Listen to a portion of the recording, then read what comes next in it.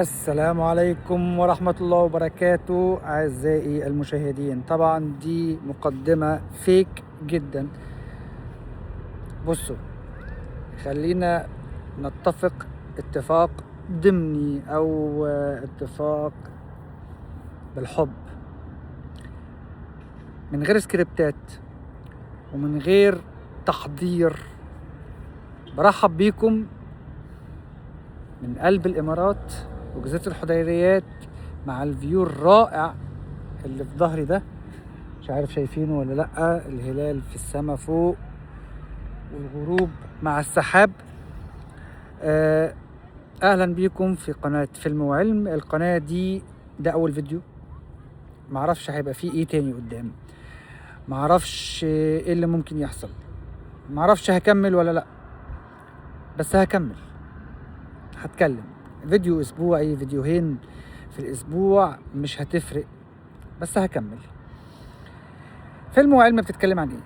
بتتكلم عن الفيلم، الأفلام عموما، بس العلم المتخذ في الأفلام. هل هو حقيقي ولا فيك؟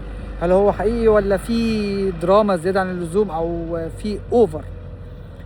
بجانب في الحياة، الأفلام ممكن تفيدنا في إيه في الحياة؟ إيه العلم اللي ممكن نستفيده؟ والعلم هنا مش علم الساينس، العلم الحرفي، لا، في العلوم كلها، العلوم الحياتية، العلوم السياسية، العلوم الاقتصادية، العلوم الإنسانية. أي شيء بيطرحه أو بتطرحه الأفلام،